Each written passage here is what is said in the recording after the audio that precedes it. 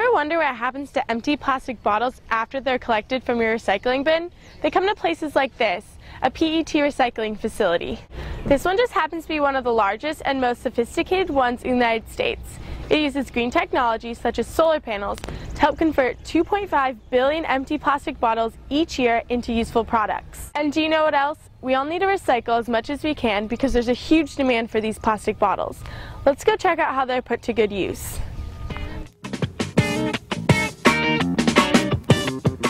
So what we do is we get these bales of bottles. They're about between 800 and 1,000 pounds, depending on how much pressure is used to bale them. Okay. And we get them from all over the country. We try and source as many as we can from the southeast in our region. And we take these bottles and we go inside and we break them up and we start the process. How many bottles do you recycle a day?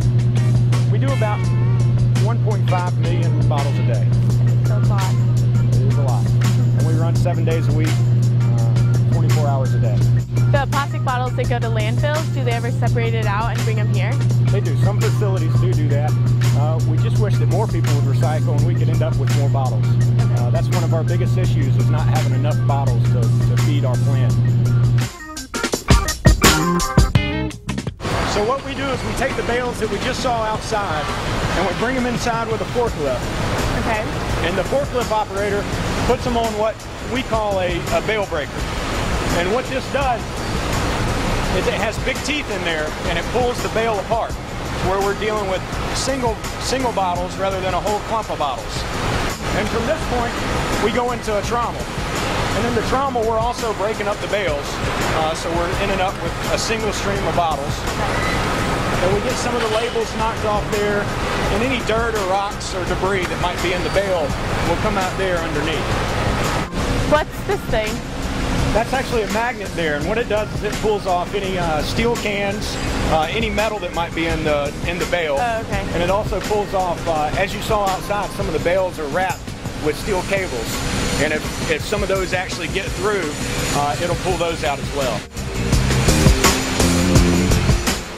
As you can see the stream here, we get all sorts of bottles, different brands.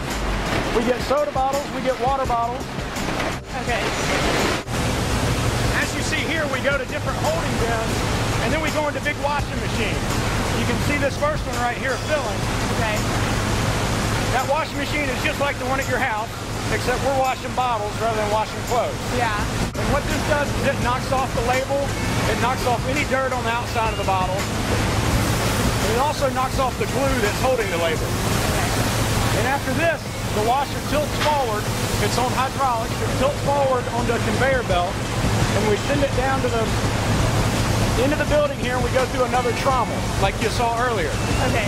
And you'll notice that most of the bottles don't have labels on them anymore. We've knocked off the label and knocked off the glue.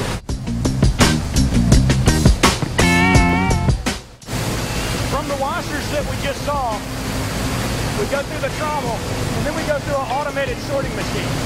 That machine can tell the type of plastic, whether it's PET like a soda bottle, or whether it's HDPE like a laundry detergent bottle. Okay. And it uses pressurized air to sort the bottle. It can also tell what color it is, whether it's a green bottle or a clear bottle. Oh. So you see we have a green stream and a clear stream. We still have some employees doing some manual sorting. This machine doesn't get it 100% right all the time. But what we do from here is we convey them into the other room there, and in the other room we have our grinders, and we grind it into flakes. And we grind it with the cap on, which is made from a different type of material. Okay. That type of material floats. And so what we do is when we grind it, we bring it back over and we put it in a bath of water. And when you shake it up, you see that the bottle caps float to the top, and the PET, which is the outside of the bottle, sinks to the bottom. Why do some float and why do some sink? Well, it actually has a different specific gravity. And polypropylene floats to the top, and the PET sinks to the bottom. Okay. What is this doing? That's one of our flake washers. Oh, okay. It's actually, what we did earlier was we washed the outside of the bottle really well. Yeah. We hadn't touched the inside of the bottle. So we're actually washing the flakes right there. One of the last pieces of equipment that we go through is an aluminum sorter. What this does is it takes any aluminum cans that might have made it all the way through our process and ground up into little flakes. This will sort out the aluminum. Then what do you do with the aluminum? We sell it to an aluminum recycler. Oh, okay. This is the last step in our process, and what we do here is we check for quality results. What she's doing is she's sorting through the plastic flakes and picking out contaminants. As you see there, she's picking out color contaminants. And we'll weigh that up and get a count of how many contaminants per batch. Okay. And why do you do this? We The have whole to, separating?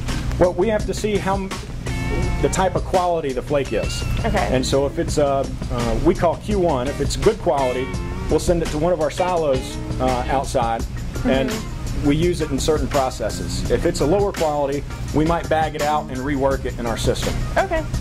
This is what we're after right here. It's very clean and it's clear flake. Do you use clear for more things than the green normally? Yes, clear is what we use the majority of in our facility. What would the green bottles be used for? We send it to some other recyclers that make green strapping, for instance. The strapping that you see on a load of bricks off the side of the highway. Oh, got it.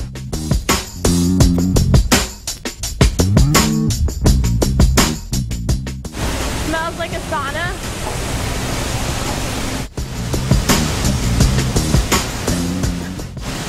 It's not gonna enter mine because I don't work here. So this is our food grade process where we make pellets that we can then make new bottles out of. Okay. And as you can see in the window there, you can see the flake spinning around inside. And don't touch it, it's very hot. Yeah, I can feel the heat. The flake goes through a series of reactors, and then the reactors feed an extruder, which is like a big screw auger. And so the flake's on one end, and we're pushing it through to the next end. And as we're pushing it, we're heating it up, and we're melting it. We push it through a series of screens, and then we pelletize it. As you can see here, the different strands that are coming down, and we have water there to cool it down. And then we chop them up into little pieces. Oh. Got it. So we're chopping it into little pieces right here, and then from here, we go into what we call a shaker. And that shaker will separate non-uniform pieces. So if there's a bigger piece, it will separate it out. As you see here, we're shaking it. And these are pieces that are too small, and so they're coming out. They're like pretty now. They're like pretty now. Pieces that are just right, we send through the next process. As you can see, with us making a food grade product, we have everything so installed. The yellow line. Yellow brick road. Stay on there. That machine will swing around in that yellow line, and it can kill you. What we do here, this is the final step in our process. It's in a holding bin up there, and we feed it down. That red thing right there is a magnet. That's to catch any piece of metal that might have made it through our process, and it will divert it. And when we bag it out, we get a finished product like that. Like little bees. And we'll send this to water bottle companies, and they'll make new bottles out of it.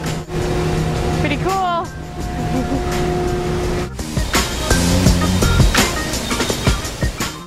So this is one of our fiber lines where we take the flakes that we made on the other side, and we melt it in extruders, and we make fiber out of it.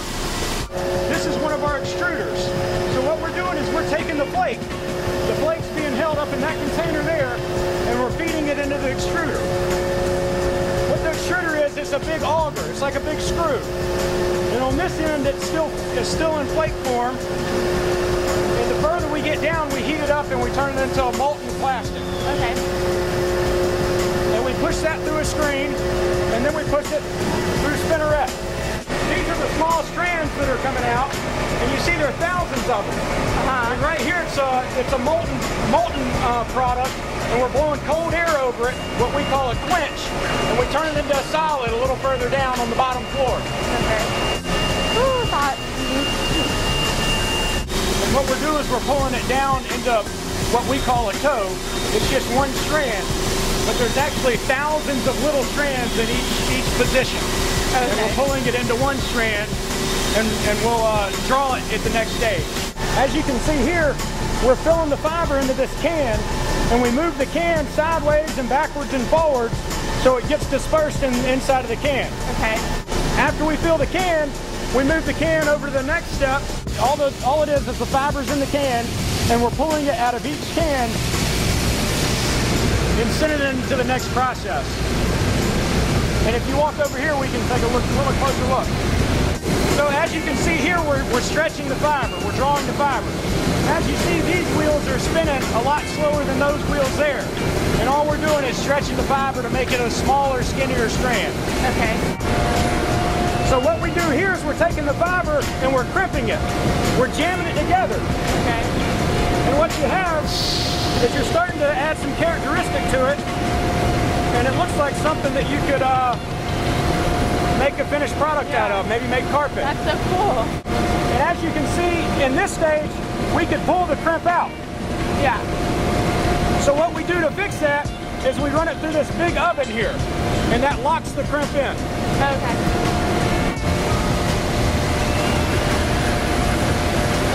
Like removable hair. Okay, the last step in our process is called a cutter wheel.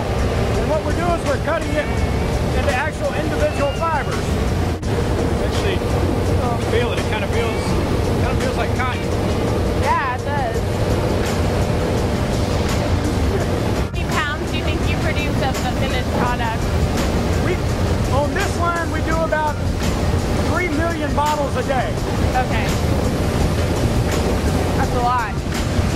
3 times 365 is... That's remarkable.